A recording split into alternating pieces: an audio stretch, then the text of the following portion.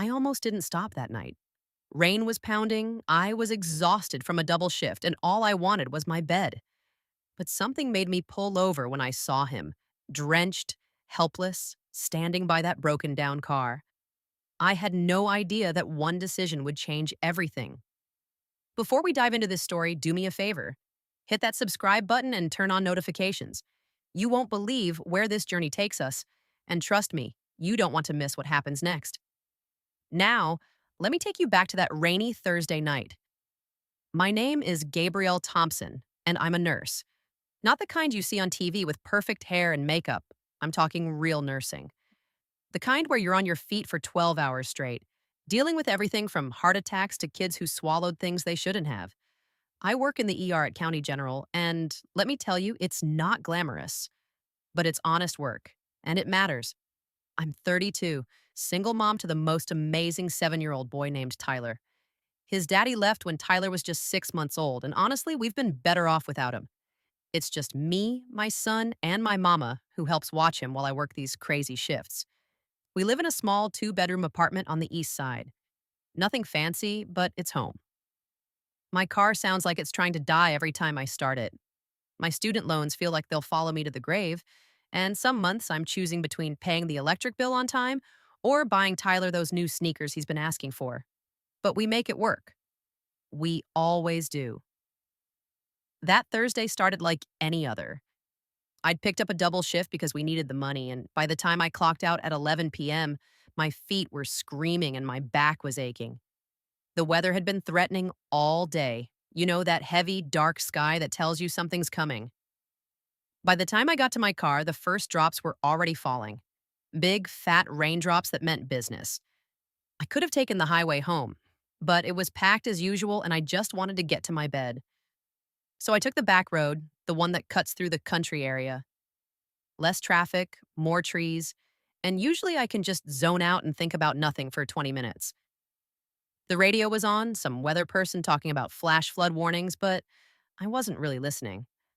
I was thinking about Tyler, about how I'd missed his school play rehearsal again, about whether my mama remembered to make him do his homework. Then the storm really hit. I'm talking rain so heavy I could barely see 5 feet in front of me.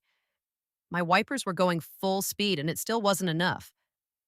I slowed down, gripping the steering wheel, praying I'd just make it home safe. That's when I saw him. At first, it was just a shape on the side of the road. Then I saw the car, some expensive looking thing with its hood up, hazard lights blinking in the rain. And there was a man just standing there in a suit that was completely soaked through, looking absolutely miserable. Now I'm a woman driving alone at night, and I know what you're thinking. Girl, keep driving, mind your business, get home safe. And that's exactly what I told myself. But something wouldn't let me press that gas pedal. Maybe it was because I'm a nurse and helping people is just wired into me.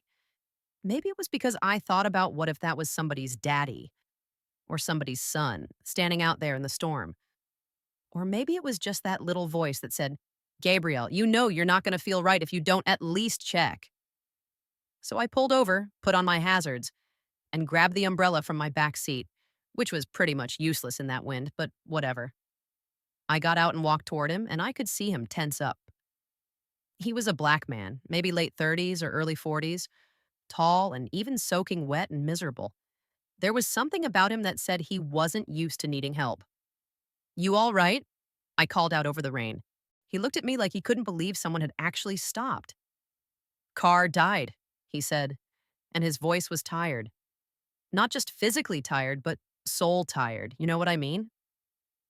Phone's dead too. Can't get signal out here anyway. I made a quick assessment. That's the nurse in me. He didn't look dangerous, just frustrated and wet. There's a gas station about 15 minutes up the road, I said. I can give you a ride there. They might be able to help, or at least let you use a phone. He hesitated. I could see the wheels turning in his head, probably thinking the same thing I had been thinking, stranger danger and all that. But the rain was coming down sideways now, and he really didn't have many options. I'd appreciate that, he finally said. Thank you. We got in my car, and immediately I was self-conscious. Here's this man in what was clearly an expensive suit. even all wet, sitting in my beat up Honda with the check engine light on and Tyler's booster seat in the back. But he didn't say anything about it, just buckled up and thanked me again. I turned the heat on high, trying to help him dry off a little, and we started driving. I'm Christopher, by the way, he said. Gabrielle, I replied, keeping my eyes on the road. We made small talk. He asked what I did, and I told him about nursing, about County General. He listened, really listened, which was nice. Most people hear nurse and either want to tell you about their medical problems or they just move on. But Christopher asked questions. What's it like working ER? How do I handle the stress? Do I like it? And I found myself opening up, telling him about the rush of saving lives, but also about the broken equipment we work with, the supply shortages, the way we have to make do with less and less every year. I asked what he did, and he was vague. Business, he said. I work in medical technologies. He didn't elaborate, and I didn't push. Plenty of people don't like talking about work after hours. Then I mentioned Tyler, and I saw his face change, soften somehow. How old? He asked. 7, I said. Best thing that ever happened to me. He nodded slowly.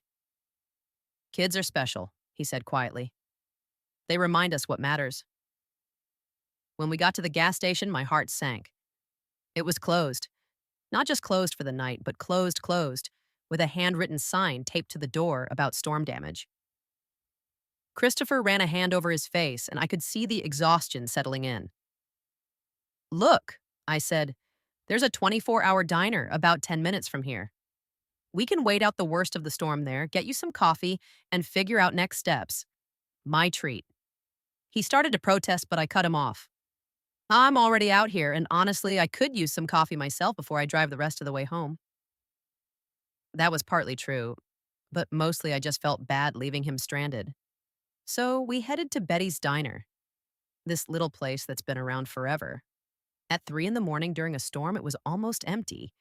Just us, a tired waitress named Lorraine, and a trucker in the corner booth. We ordered coffee. He tried to pay, but I insisted. And we just started talking. Real talking. He told me he'd lost his wife 2 years ago to cancer and that some nights he just needed to drive, to think, to feel something other than the emptiness of that big house. I told him about Tyler's father leaving, about how scared I was those first few months, wondering how I'd make it work, about my mama stepping up, about learning to be both parents, about the guilt of missing school events because I'm picking up extra shifts.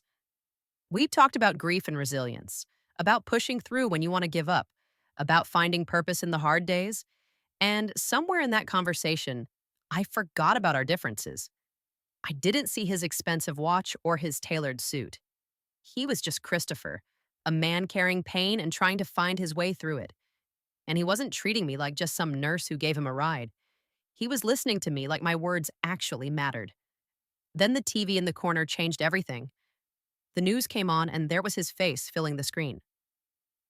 Billionaire CEO Christopher Wells remains missing tonight after his security detail lost track of him earlier this evening. Wells, founder and CEO of Wells Medical Technologies, has not been seen for over 6 hours. Company representatives say there's no evidence of foul play, but concerns are growing. I turned to look at him, and he was staring into his coffee cup like he wanted to disappear into it. That's you, I said, and it wasn't a question. He nodded slowly. That's me. My mind was racing. This wasn't just some businessman. This was Christopher Wells, the Christopher Wells. His company makes half the medical equipment we use at County General. The machines that keep people alive, the technology that helps us diagnose diseases, the tools that make our jobs possible. And he was sitting across from me in a diner booth at 3 in the morning. I'm sorry, he said quietly. I wasn't trying to deceive you. I needed one night to not be that person, to not have security following me everywhere, to not have every conversation be about stock prices or board meetings. I just wanted to be normal for a few hours. And I got it. I really did. Sometimes the roles we play become cages, even when they come with money and power. You could have told me, and I said, but I understand why you didn't. We kept talking.